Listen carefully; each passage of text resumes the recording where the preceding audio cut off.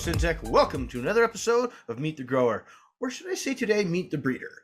Today we have a very special guest, someone who does a little bit of sponsorship on my Discord, and just generally is an all-around super good guy because of what he does for the community.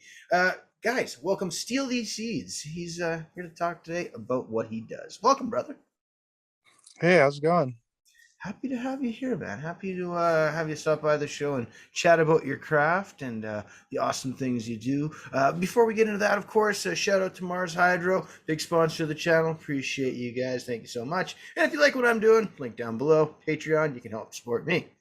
That being said, Steal These Seeds. Let's talk breeding. Let's talk growing. Let's talk about you, brother. Yeah, for sure. All right.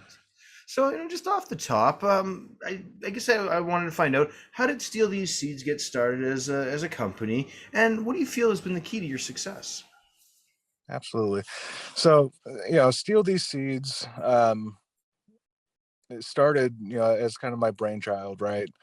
So I've always been into plant breeding, gardening in general. I did super hot peppers before cannabis, Mm-hmm. and roses before that.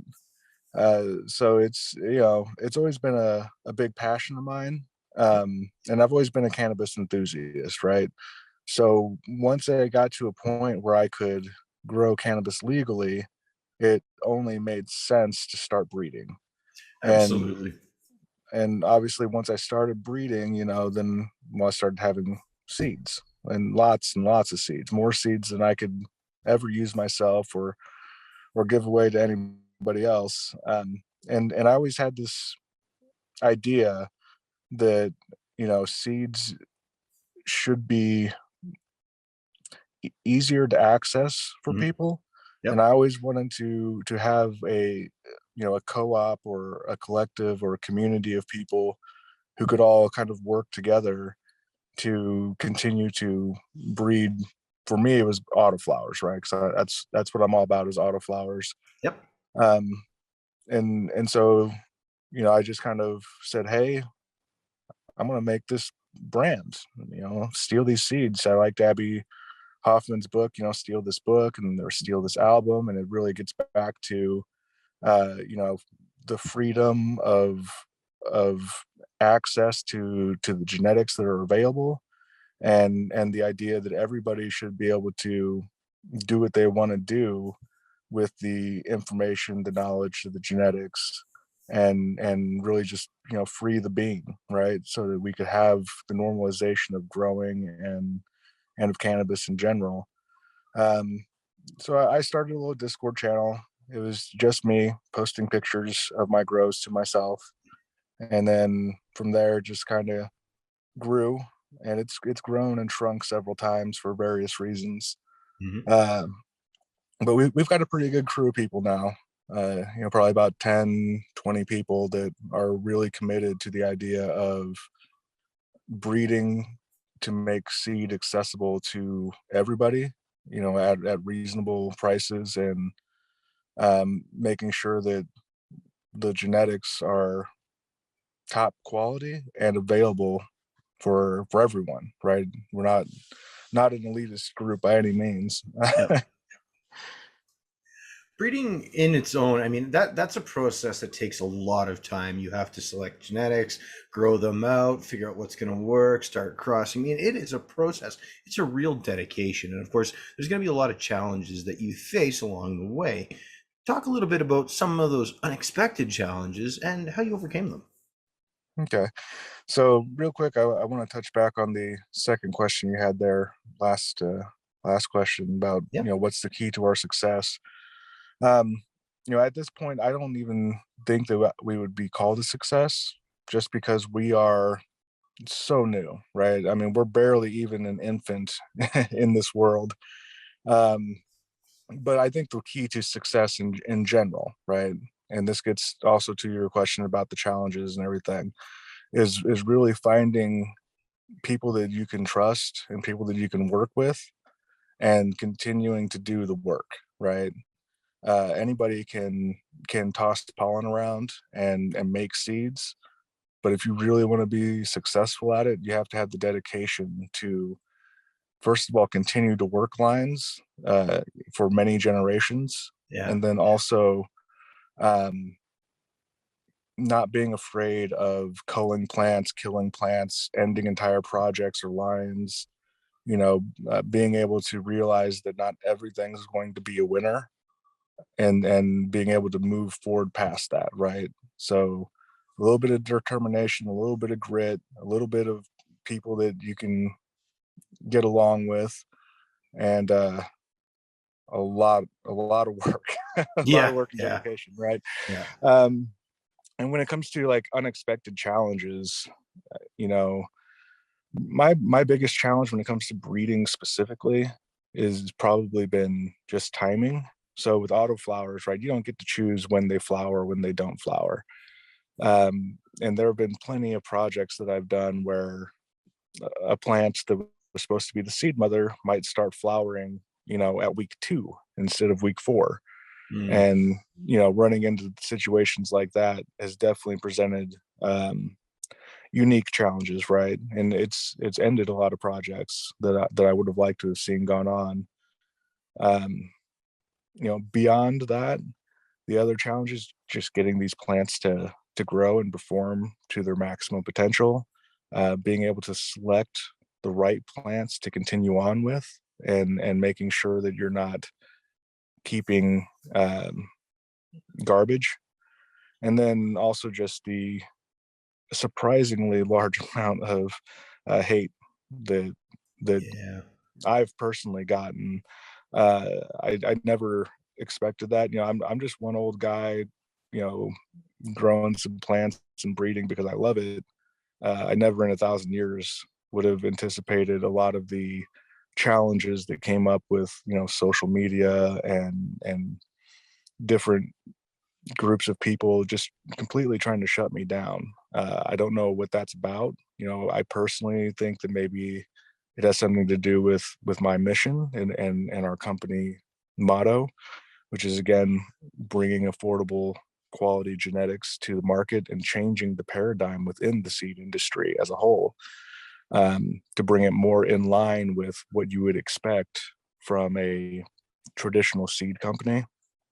Uh, I don't think a lot of people like that, right? Especially if they're already making a lot of money doing what they do, selling seeds at $10 a seed. Um, I just think that I probably stepped on some people's toes, right? Without even realizing what I was doing. When I started going out there and saying, "Hey, why are beans $10 each? Isn't $3 a piece enough? Like, shouldn't that be enough for everybody? What about $2 a piece? You know, Yeah. like Yeah. my goal in all of this really is, as a breeder and a seed producer, I only want $1 a seed, like cash money in my pocket after taxes and expenses and whatever. If I can put $1 a seed in my pocket, then I'm going to be doing great, right? I can already make 320,000 seeds a year in the space that I have right now. Even if I discarded half of those, I would still be making more than anything else I've ever done in my life. Yeah. Uh, so to me that makes sense, right? Why isn't that the norm yet? And I just don't think a lot of people like that mentality at all. Um, so that's definitely been a challenge, right? And a very unexpected challenge, I might add. Well, I mean, it's a very high profit game to the whole seed thing. I mean, when you see packs going for 500, $1,000 for a pack of 10 seeds, I mean, there's a lot of hype that goes along Mm, with that. And I mean, when you step back and you go, okay, well, somebody spent 5 or 6 years developing this hype strain, as I'd call it. Uh, hmm I mean, there is a certain return that I think they might be looking for. But even then, do you think that some of these hype strains are worth that super high dollar value, given the amount of work that does go into it? you know I look at it, uh, you know the same way that I look at all the other breeding that I've ever done when it comes to plants, right? There are tons of beautiful plants, gorgeous plants, crazy plants that have all been produced by breeders who spent their entire lives working on that one line, and I don't see any of them, asking $10 or $100 a seed, right? I definitely respect the work that goes into it. I mean, 100%. I Of respect the course. work that goes into it. People like Mephisto, Night Owl, Gnome, Ethos, Twisted Trees, even like they put in years and years of work when everybody was laughing at them. From 2005 to like 2010, they got laughed at by everybody, saying that autoflowers were garbage and you'll never make it anywhere. But they Yeah. kept doing the work because they knew that they could make something amazing out of it. Yeah, something And special. and they deserve respect, and they deserve the monetary gains that come with putting in that level of work and dedication. 100%. And I still will get into the Mephisto drops and the Night Owl drops and make sure that I'm there spending $10 a seed to get them. I just don't see that as the long-term answer to this industry, right?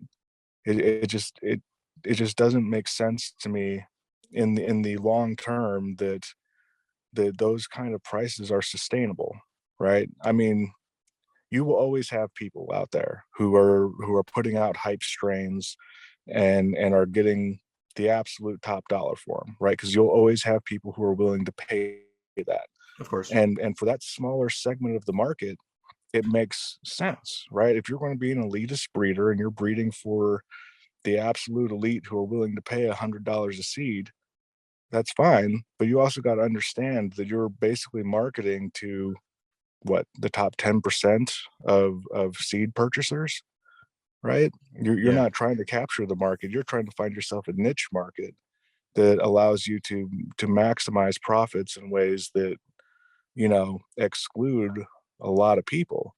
Um, and that's okay if that's their business model. More power to them. Like, I'm sure that people will continue to come and buy their $100 seeds. Yeah. Um, but ultimately, you're talking about a plant that can produce anywhere from 2 to 10,000 seeds per plant easily, mind you, not even difficult. And you're talking about genetics that are going to be out there. They're going to get free. If you sell your seed, if you sell your genetics, if you sell your cutting, it's going to get out there, right? Yeah. So how long does it make sense to keep pushing these hype strains, to keep getting this top dollar, right? And Yeah. Yeah. then from my perspective, they're getting into um, a quagmire as far as breeding goes, because they're always continuing to try to push for that next hype strain, that next big thing, that next 40, 50, 70, 80, 100% THC plant, whatever it is. Uh, and you can only do that for so long, right? Yeah. Well, And it the reaches breeding an suffers. equilibrium. So, I mean, it really it plateaus to the point where it's there's no more that can really be put into it in the sense that you've got all of these genetics, you smash them together, and at this point, you're going to start diluting lineages. And what are we as consumers getting out of that then? Yeah, and again, the breeding really suffers in Yeah. my opinion, right? Because where I come from, an F4 would never even be considered stable, right? You would need an F8 or above before you could even start claiming stability. And 90+% of the seed on the market right now is not true seed, right? And the definition of true seed in this context is a seed that when you plant it, it looks exactly like the picture, right? Yeah. Yeah. If I go buy some tomato seeds, and they're purple heirloom tomato seeds, they come out looking like purple heirloom tomatoes. I don't have 10 different phenos, out of 20 seeds. Yeah. And I think that really speaks to what we see with a lot of this, again, the hype strains where somebody like Thug Pug puts together like the peanut butter breath and it's like banging. Everybody wants it. And then it's taken and they cross it with everything. And I'm growing some crosses right now. I mean, it is what it is. I got a hold of some. I wanted to grow them. Why? Because, well, there's hype for it. It's exciting and whatnot. But then it's, like you say, it doesn't bring in that stability. It brings in so much variability that you never really know what you're going to get. And that's where it gets tricky for the, well, again, the consumer.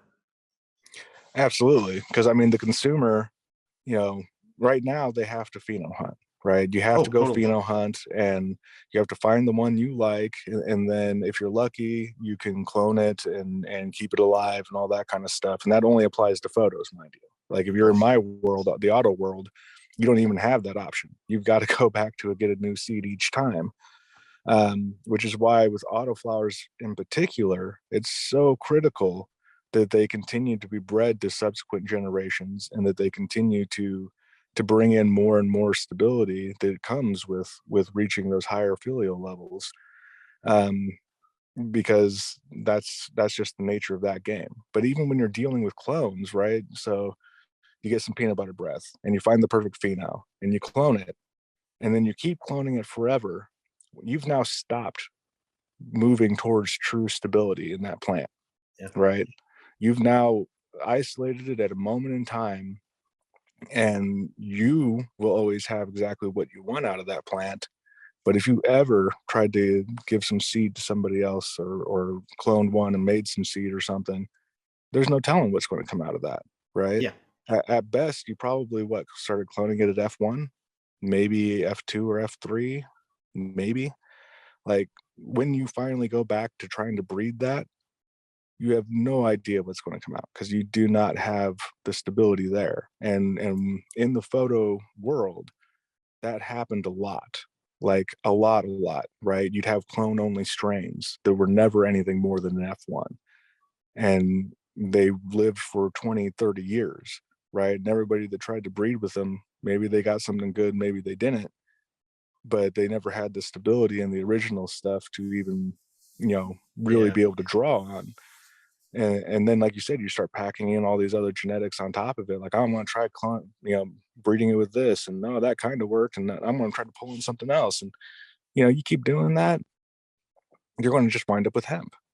Yeah. Yeah. That's true. because That's true. because that's what winds up happening, right? All of these strains have been selectively bred to the point that they're at for potency and for what we'll call drug flowers, right? If we're talking about how the scientists define these things, right?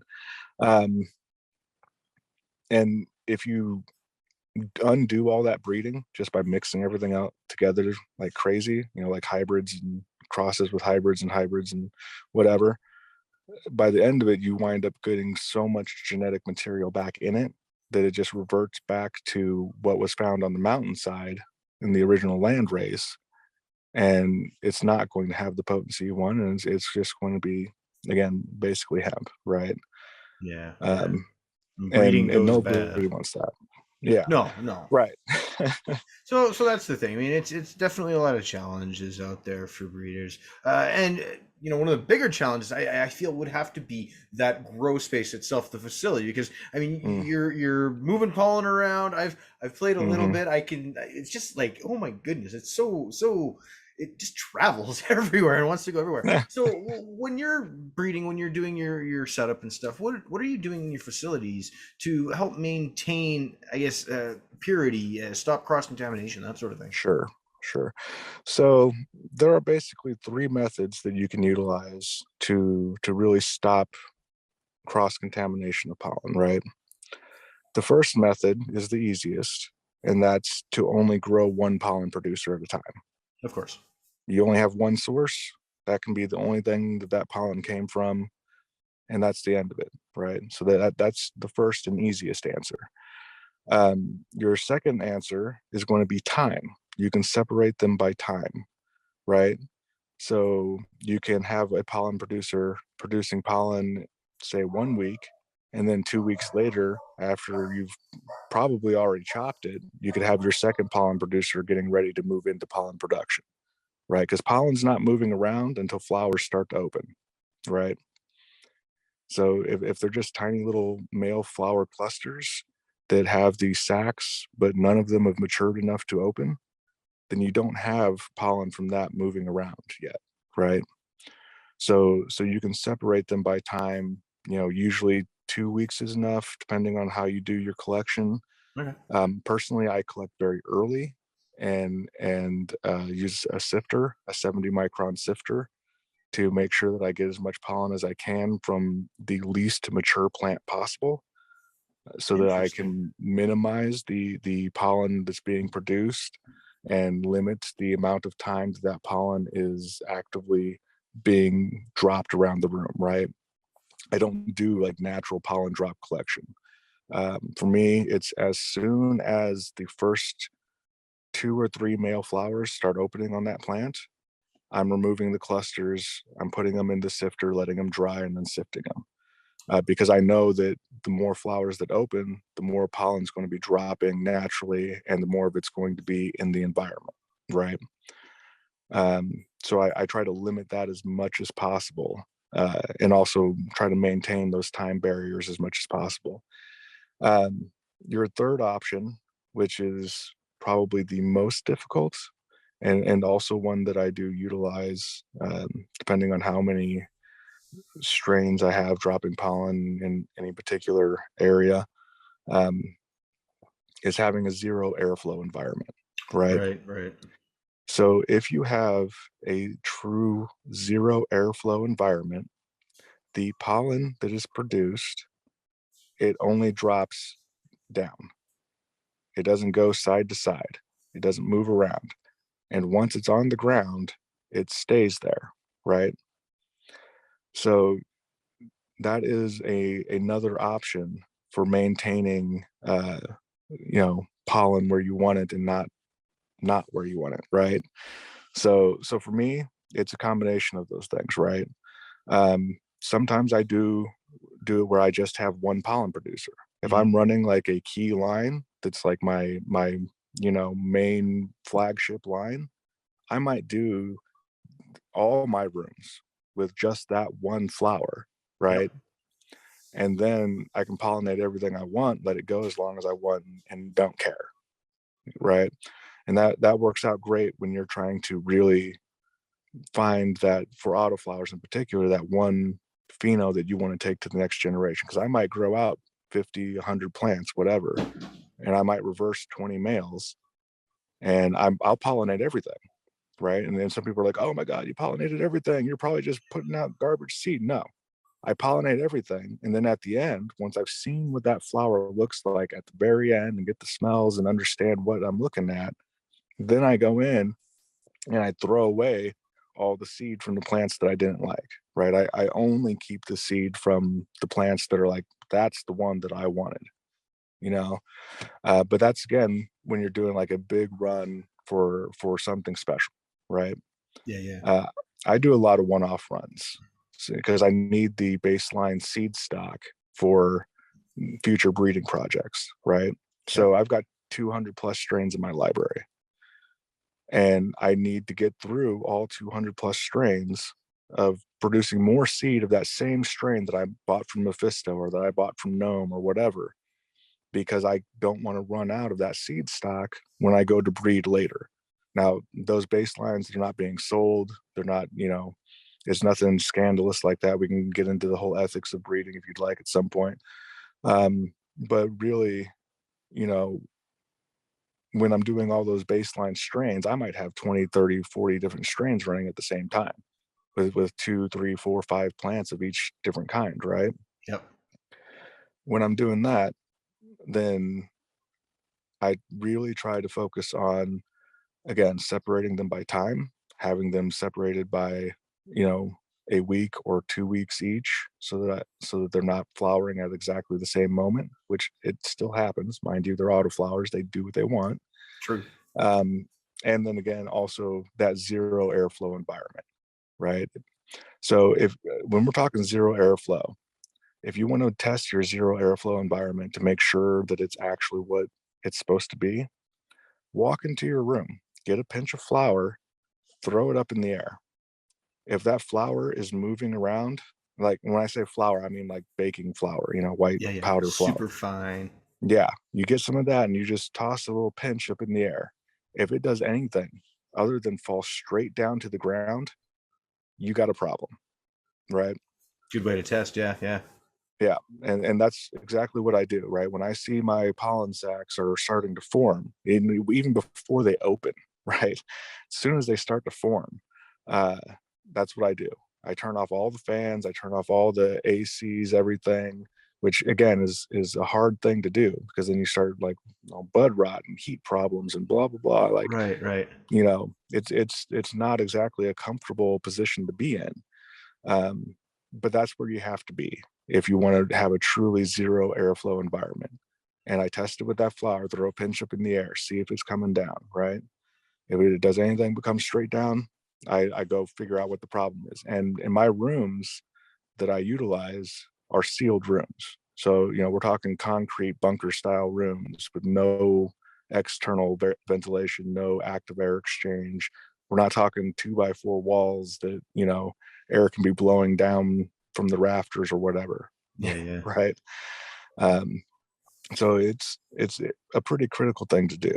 But if you can manage to do those things, right, one of those three solutions or some combination thereof, then cross contamination of pollen is not as big of an issue as people think. That it doesn't teleport, right? Yeah, yeah.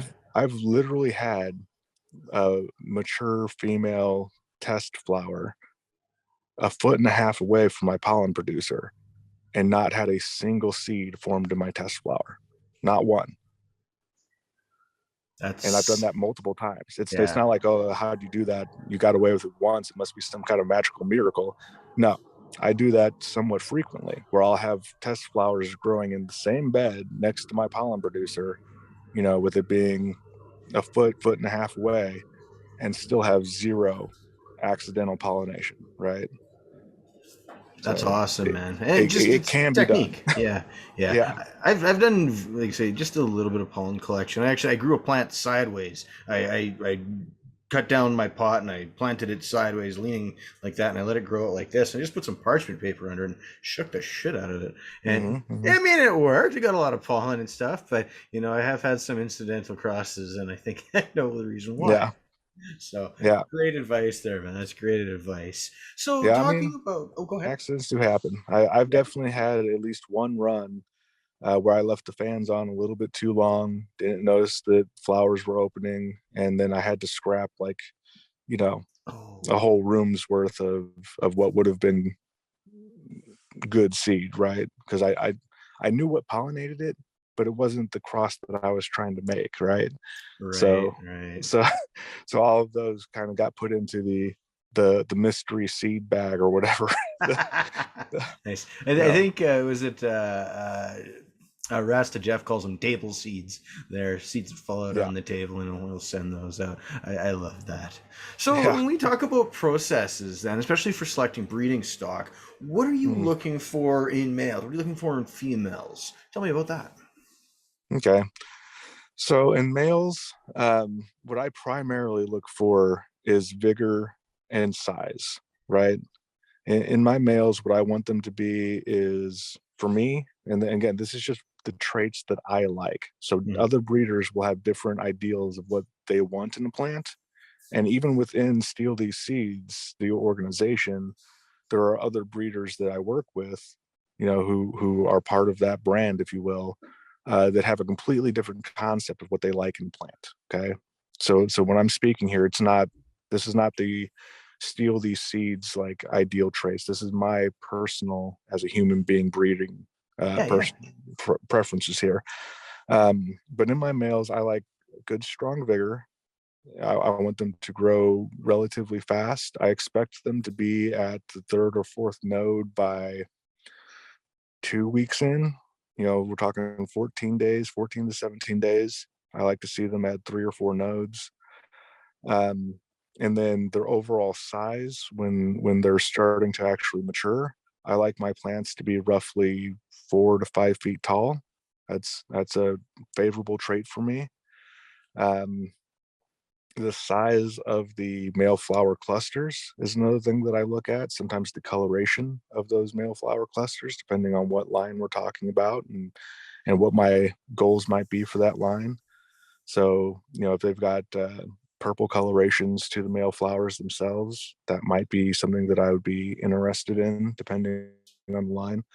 Internodal spacing is another one that I keep an eye on. It's less of a concern for me personally, just because I'm okay if it's a little bit leggier between the internodes. And I've grown some amazing flowers that have 5-6 inches between the internodes, but then the female versions of those flowers wind up being like, you know each node is like the size of a fist, the Right. flower when it's done.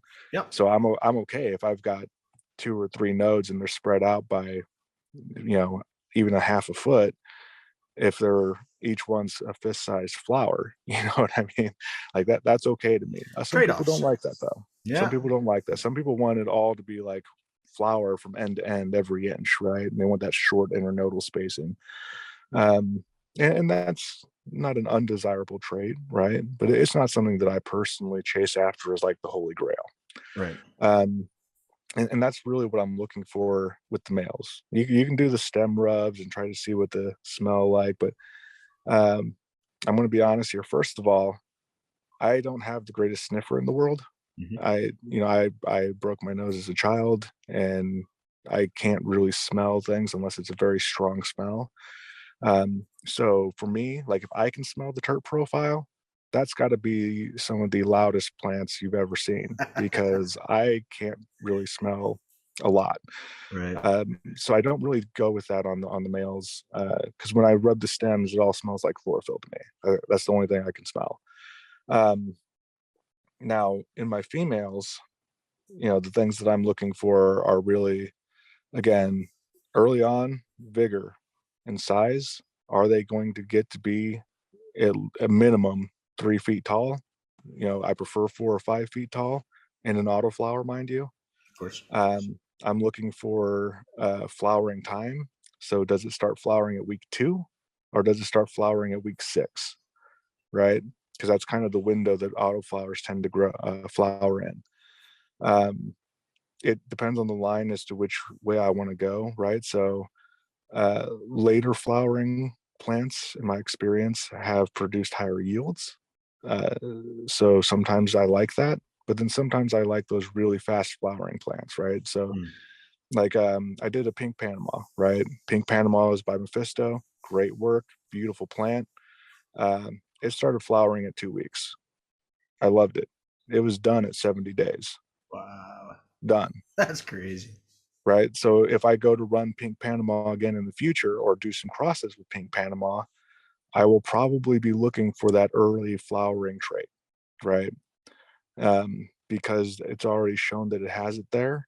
And I like to bring out the traits that it tells me it already has. You know what I mean? Like I don't try to force something new on a plant. Like I don't try to say, okay, I'm going to bring some new trait in from somewhere else and turn you into something completely different than what you want to be on your own. I Yeah. like Yeah. to find what they are, let them tell me what they like about themselves, and then accentuate that, right? But you So, don't hand your kid a baseball bat if he's good at playing guitar. I mean, it only right, makes sense to foster what's naturally there and to continue to enhance that strain. Cultivar. absolutely. Use the right techniques. Absolutely. And that's Terms. definitely, a concept that I bring to this, right? When I'm Yeah. when I'm doing my breeding, I try to find what they're already best at and then accentuate that, make it better, make it more prevalent, make it more obvious. So with the pink Panama, I ran some pink Panama. I haven't done any crosses with it yet. Again, that was just for breeding stocks, that I wouldn't run out of seed for it. I wound up, one plant produced 3,000 seeds, just and just a few. yeah, just a few, right? And those seeds have all, been tested, and they grew out perfectly fine. We didn't have any mutants or anything like that. And they're not for sale. Obviously, they're baseline genetics. You want to buy pink Panama, you go to Mephisto. It's their work, right? Um, but that plant in particular, it was fast flowering. The end flowers were, maybe a little bit smaller than the size of my fist, and they had this beautiful pink hue to them, right? And they were very frosty. They were definitely very frosty. You know, testing 20% plus, whatever, Yeah. which is very average nowadays if you're dealing with good genetics. And it was again roughly 5 feet tall, and I was able to get, even after I took out the 3,000 seeds, mind you, and dried it and all that, I still got 4.5, 5 ounces off that plant. So, you know, if I go to run that again and do some crosses with it, I'll be looking for other plants that have that fast flowering time, you know, 70 days or less, and good strong flowers, right? And preferably with a very fruity smell. My pink Panama had a fruit smell to it. That is something that I find desirable. And the fact that I could even smell it at all was a telltale sign that it was actually pretty good on that front. Um, so if I were to run it again, you know, I'd probably run it with something that was a fast flowering, fruity smelling autoflower, right? Nice. Probably something, I don't know, in the blueberry family. You know, I could see Cosmic Queen. It had kind of a rotten fruit smell. I liked that. So, and I'm not sure about the which one's the indica or sativa offhand, but that's Yeah. another thing you want to look at when you're breeding, right? You definitely want to look at the lineages, like where does this plant come from? Does it have, you know, indica backgrounds? Does it have sativa backgrounds? How many times has it been crossed between the two? How far back can I trace it to what plants? You know, is it an OG Kush, or is it some kind of silver haze, or, you know, where does it come from, right? Because you want to keep those things kind of matched up if you want to have reliably successful breeding outcomes, right? You you don't want to bring in something completely crazy and new um, to your breeding project, because you might win the lottery, you know, but you might not. And Yeah. Yeah. so it's A lot of important things to consider for sure. For sure. to look at that. Yeah.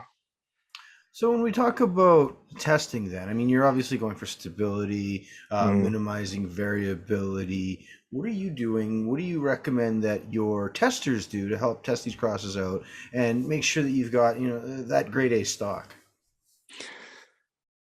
Well, different testers should be doing different things. Okay. It really depends on what your goal is when you're testing it. If you want to see how beautiful the flower is, then you want to hand it off to somebody who's got the optimal setup, right? Great. You want to be grown perfectly so you can see what the perfect finished product looks like. Um, and when people think of testing, like that's pretty much what everybody thinks about. You know, they're like, "Oh, I'm going to be a tester, and I'm going to grow the most beautiful plant ever," uh, and that kind of makes sense. But then you do need to have those people who are testing who don't have optimal setups, right? Yeah, all about that You need, stress. yeah, you need the guy who's like growing in a trash can underneath his desk in temperatures that are 110 degrees, you know, Yep. um, so that you can see what it really does. Because a lot of people can grow beautiful flowers, and you'll never see any of the problems as long as everything's perfect, right? Or if you do see problems and everything was perfect, then you're really screwed, right? Well, yeah, I mean that's the thing. It But really gives that indication one way or the other because some yeah, plants, and I've grown some myself, are highly responsive to stress. Well, others they don't do so well, and bad things happen. Maybe the plant doesn't grow so well, or maybe, you know, the worst case, and you get some sort of hermaphroditic traits and end up yeah, seeding your room and losing your entire crop. Not that that's happened recently, although at the beginning of last year. Anyway, you know, it happens. You know, even with like good gear straight from Mephisto and Gnome and Night Owl and all that, I've had herms, right? yeah. I had a Wookiee special that hermed out on me, like basically as soon as it started flowering, even though it was in optimal conditions. Like it that happens. But the key is that you want to be able to try to breed that out as much as possible, obviously, and you want to know if the stress that is being induced um, ups the odds of that kind of expression occurring, right? And it also is good to know if you have a plant that's heat resistant or pest resistant or cold resistant, because there might be good traits there that you can pull out over the long run if you continue to work that line without bringing in new crazy stuff. But herms, definitely, everybody hates herms, and they do happen. And part of handing off seeds to new growers or growers that might not be growing exactly optimal, or even better, if you have a person who knows how to grow optimally, that is expressly placing their plant under large amounts of stress specifically to test for you, then you can really see all the bad stuff that can happen, right? And all the good stuff that can happen. We had a fellow who was growing, and I guess there was a lightning strike or something at his house, and power went out, and it got cold. It got real cold. Yeah. And most of his plants damn near died from it. But then there was that one that just kept on chugging along like it never even noticed it got cold. Well, I like that plant. Yeah. It's The high good to know. resistance. Oh, right It's on, good to man. Right know. on. I mean, yeah, there's a lot of people that really want to get into this game and whatnot, and there's just so much work involved. But of course, that work comes with really good rewards. And I wanted to ask, what has been the most memorable cross that you've put together? What's been your favorite? Absolutely. So hands down, my favorite is the cookies and creme line that we have. It's twisted cookies crossed with creme de la creme, Ooh. and it's not actually my baby. A friend of mine who started all this with me Mhm. um, actually did that cross, and the flowers were amazing. I mean, we're talking these beautiful berry notes that are strong enough that I can smell them, with nice chem undertones, uh, dense flowers, heavy indica, you know, easily as big around as a Coke bottle, and Wow. just as tall, if not taller. Long flowering time though, it's a 90 to 100-day strain, Okay. but it pays for itself in that respect for sure. If you look at my Instagram and whatever, like, you'll see probably a lot of pictures uh, of those flowers right now that I'm taking to F2. Um, and something you got to know about me, right? And Seal these seeds in general. Again, we're an infant company, right? Like, I would love to have my flowers at F3, F4, F8, F10, whatever. But most of what I'm working right now is in the F1 to F3 range, right? I think the furthest thing we have along that's like our own thing is probably about to head into F3. Yeah. Um, just putting that out there because I'm want to be honest and transparent, right? I don't want to Appreciate put it. on airs. Um, but that is hands down my absolute favorite flower. I mean, it doesn't get as tall as I would normally like because it's only getting about 3.5 feet tall, 4 feet on the tall side. But it takes to training like a champ, and it branches like crazy, with all the branches, at least in my setup, reaching that same level as the top cola, right? It's a plant that I could easily spread out to fill a 2x2 with just one plant by itself. And again, just so massive, so dense, and the level of trichome production on it is insane, just end to end.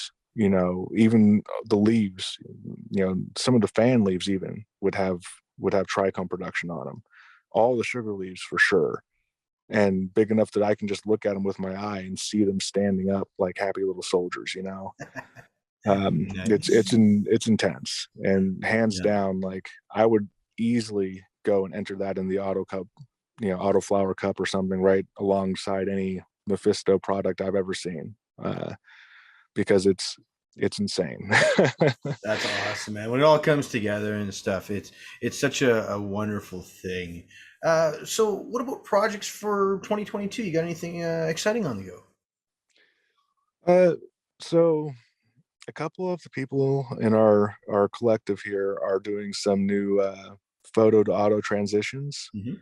So I won't speak for them. I don't know how open they want to be about what they're doing, but there are some very exciting 2-year projects that are starting up right now. So it'll be a long time before they're done.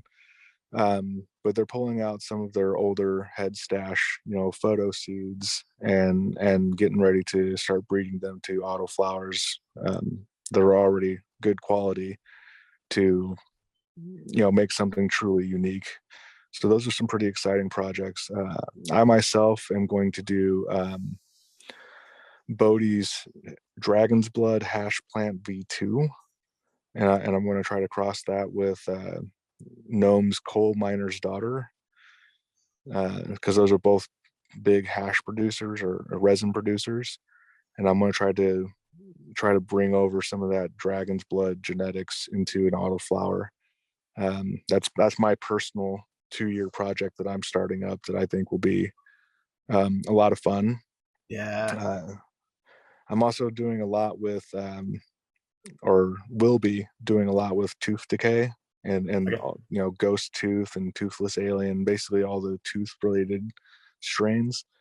When I grew those out for seed mothers, they were some of the frostiest plants that I've ever seen. So I think I'm going to continue to work around some crosses in there. I'm not sure. I might do like some tooth decay and anvil, or tooth decay and blackstrap, or I'm not really sure yet. But that's definitely going to be one of the projects that I'm going to be tackling in the near future, is this tooth based shenanigans, if you will, just to see what comes out. And if they turn out bad, it's okay. We'll cut them. We'll keep going. Obviously the cookies and creme, that will always be a continuous project for me. Every time that seed gets done, it immediately goes back down so I can run it to the next gen. And by the end of 2022, I'm hoping to have it at F6, give or take, if I can get 4 more runs in, from now till the end of 2022. So that'll be huge. Once we cross the F4 barrier, which for some reason is considered stable for cannabis, it's not, by the way. That'll be huge for us, just as a group or whatever, to see that really get to the levels where we can have something to be really proud of. Because I'm going to have F2 cookies and creme out here soon. I've got probably 20,000-30,000 seeds coming in, like literally in 2 weeks. But it's going to be chaos, right? Like if people want them, I'll let them have them, but they're F2s, right? It's going to be total chaos in the phenos that come out of that. But still, very, very exciting in my opinion. That's fantastic, man. That's fantastic. And it sounds like some great things on the horizon. I'll definitely have to keep an eye on things, as it were. Now, what about somebody who wants to start breeding? What would be a tale of caution and then a tale of advice that you would offer?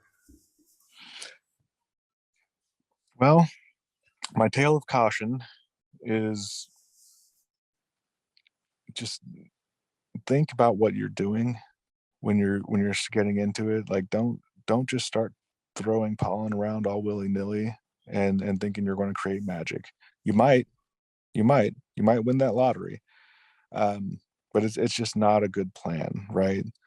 uh, think it through, plan it out, really consider what you're doing, and have a good understanding of what your end product is that you're looking to get, right? That's definitely my tale of caution, or words of advice, if you will. And as far as things to be aware of, things to think through, or a good approach to take, something you should have in your back pocket. Silver Theosulfate, Yeah. hands down. If you want to make feminized seed, use silver Theosulfate. Okay, a lot of breeders won't tell you about it. It's like kind of the worst kept secret, if you will, because it's not hard to find out about it. But every forum that I go into, every group that I go into, everybody's like, "Oh, how do you reverse plants? Oh, I use colloidal silver." That seems to be the That's a bad standard. way to Yeah. do it. Yeah. No, it's a terrible product. Okay. Yeah. If you want to spray a plant 3 times a day, every day for 5 weeks to get basically zero pollen production, go ahead, use colloidal silver, because that's what a lot of breeders will tell you to use, because they don't want you to know that silver Theosulfate is even a thing. Right. Interesting. Go But it is ahead. highly toxic, though. Like there's a Yeah. portion of the process you have to be super careful. Well, silver thiosulfate is created from silver nitrate and sodium thiosulfate. Silver nitrate is a highly toxic chemical that releases radical silver ions, which, when ingested or gotten into a human body, causes neurological damage and can cause your liver to fail, your kidney to fail. It's not a toy, right? So obviously, if you're going to do any kind of feminized seed production, even with colloidal silver or gibberellic acid or whatever, um, always be safety minded. Realize that the things that you're doing and the things that you're playing with are serious chemicals, right? That being said, if you follow the safety protocols that are in place, it's not a problem. I use silver thiosulfate 2-3 times a week sometimes, minimum of twice a week, and I've never had a problem with it, right? Like, I don't get it on me, Yeah. obviously, and I take my precautions in making sure that it stays where it's supposed to stay and is not being spilled, or I'm not like grabbing silver nitrate crystals with my fingers and tossing them in the beaker, you A cup know. on the mouth. Yeah. Yeah, I mean, if Yeah. your fingers are turning black while you're making the stuff, you done messed up, because the reason why your fingers would discolor like that is because silver nitrate is involved and it's discoloring your fingers. Getting it on your fingers, probably not the worst thing in the world. I mean, back in the day, people worked with silver nitrate all the time. It was like one of the main ingredients in creating pictures, right? They would use silver Right. For nitrate to, development. yeah, to develop pictures and stuff. And people got it on them all the time. There's whole factories, mining facilities that, Right. Yeah. so The it's not like silver it's, screen. yeah, it's not like it's the end of the world. Yeah. But at the same time, like, you don't want that stuff on you. You don't want to die at the age of 50 to neurological damage like those guys who worked in those factories did, because you got silver thiosulfate, or silver nitrate rather, on you, frequently. So it's like anything. Just take caution, be prepared, Yeah. and wear the right equipment. So nothing too big to be concerned about there. That's great advice. Now, steal these seeds, man. Real real quick, Go ahead. Yeah. while we're on that topic, something else that I just like to put out there, because I hear this rumor or myth a lot. Using a hormone inhibitor such as silver thiosulfate or even colloidal silver um, is not harming a plant. Okay, I hear this a lot. A lot of people try to say that, if you're Yeah. using silver thiosulfate, you're creating herms, and then your progeny and your offspring are more likely to have hermaphroditic expression in them. I just want to put that out there, that that's a lie. You can go talk to botanists about it. You can go talk to scientists about it. Any college in the country has a department on this, botany in particular, and they'll laugh you out of the building. If you know, come in there and say, well, if you use this to create feminized seeds, then feminized products have more chances of creating herms down the line. It's not true. Um, a feminized seed has just as much chance to herm in the long term as a reg seed. It's all about genetics Yeah. and utilizing a hormone inhibitor explicitly, as opposed to ruralization, which is creating feminized pollen by stress or some of those other processes. It is explicitly different than breeding with herms. I just want to put that out there for people. And definitely good advice for people to know.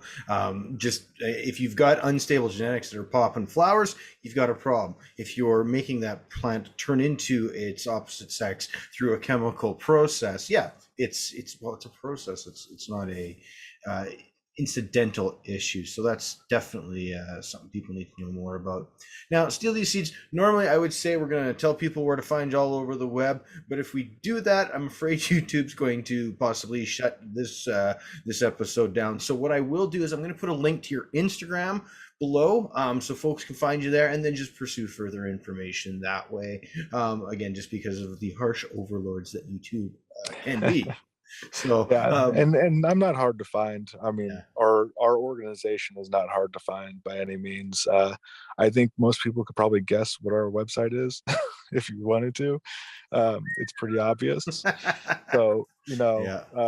we're always around, and we're on Instagram, like you said, and we've got a web presence, we've got a Discord, we've got a Reddit channel that or a subreddit that nobody uses yet, but Yeah, you me know too. they're all out there. I think we even have like a Twitter account that like I made once and then never used, but yes, the Instagram is definitely the easiest way to see at least what I have going on. It won't show you what some of the other people in the group have going on. We have a public Discord out there, just for anybody to join. We also have a private one that if you do a little bit of work, you can get into. I used to be a lot more open about letting people into that because again, I believe in the power of community, being a co-op, having people come together to make magic happen. But unfortunately, in the process of making that magic happen, we had a lot of bad seeds. Ooh, dad jokes. Ooh, Uh, but yeah, we're definitely around, and we're not yeah. going anywhere. By the way, even if I drop out of this whole project and disappear off the face of the planet, or somebody comes and offs me, uh, Steal These Seeds is not going anywhere. We will be at the Canada events coming up in our local area, and we will continue to do what we do to move our mission forward, which again is to bring affordable seed of quality genetics to everybody and free the bean. Awesome, man. Awesome, awesome. And I just wish you guys nothing but the greatest success in doing that, and hope that your mission is really what takes off. So that brings me then to, of course, the last question. This is a question I ask of everybody. What do you feel the next big thing for cannabis is going to be? Sure. So the next big thing for cannabis, hands down, is federal legalization and opening up the banking markets to cannabis industries Yeah, so that we can actually function as legitimate businesses. The destigmatization of growing cannabis and of using cannabis, be it for medical purposes or recreational purposes, that is 100% the biggest thing that is coming down the line for cannabis, whether people accept it or not. So if my you know, prudish relatives live off in the Bible Belt have a problem with it, too bad, because it's coming. yeah, yeah. Like And I it, think so, and man. it's going to be Corporate's getting huge involved. Amazon has shown that they have interest. So when big money wants something, big money generally gets it. eventually. Yeah, we Yeah, just got to get the right people in place and enough people talking about it. And again, normalization of growing. Like 100%. there are people out there that I'm directly connected to or whatever in my life, my own personal life, who 2 years ago were so anti-cannabis it was ridiculous. And just by me growing and now probably a dozen of their other friends that they know that they didn't even know smoked, they're all of a sudden able to grow legal, and they're like, oh yeah, by the way, like come over for a dinner party. Oh, you smell a bunch of weed? Oh, well, I got a cannabis farm downstairs. Oh, what? Yeah, come on, Oh, check it well, out. maybe it's not so bad if Joe down the street here, my best buddy at 30 years, has a cannabis farm. Like maybe it's not really that bad of a thing. Yeah, We need that, and it's coming. Whether people like it or not, it is going to be normalized. People are going to realize that it's just a plant, and we should have the ability to grow it. We should have the ability to use it, and we're not any worse off, or we might even be better off than some of the alcoholics that I work with every day. Like it's okay for them to come into the office and say that they drank a whole fifth of Jack and got crazy shitty faced, and part of my language there, might want to take that out. But we're good. it's okay for them to do that, but for somebody like me to come in and say, oh yeah, well, I don't really drink, but I had a great joint of some killer cookies and creme or whatever over the weekend, oh, God forbid I'll lose my job. um, Yeah, it's going yeah, to change. yeah. So And I hope so. I mean, Canada's been legal now for a couple of years. Mexico's gone legal, or or in the process of. And I think, you know, ultimately at a federal level, the U.S. has to follow at some point. It only makes It has sense. to. Yeah. It has to. I mean, like what, half the states now have at least some kind of medical program or more. I think it's even more than that. Yeah, yeah. Yeah, The and then scale is a tipped. So. quarter of them are recreational. Like, how long is it really going to take for whoever's wearing the big hat to finally say, okay, guys, I guess I get it. It's not as bad as I thought it was back in the 80s when I created the zero tolerance war on drugs. Like, Yeah. it's ridiculous. It is. And hopefully things change. But that being said, brother, again, I really appreciate you stopping by the show today, dropping a wealth of knowledge and all the breeding stuff. And I wish you and the whole Steal These Seeds organization nothing but the best for 2022 and beyond. No, thank you. Thank you. And it was a pleasure to be here. I really enjoyed it. Awesome. We'll have to do it again. And guys, I'm Matt. This is Photosyntac, and we out.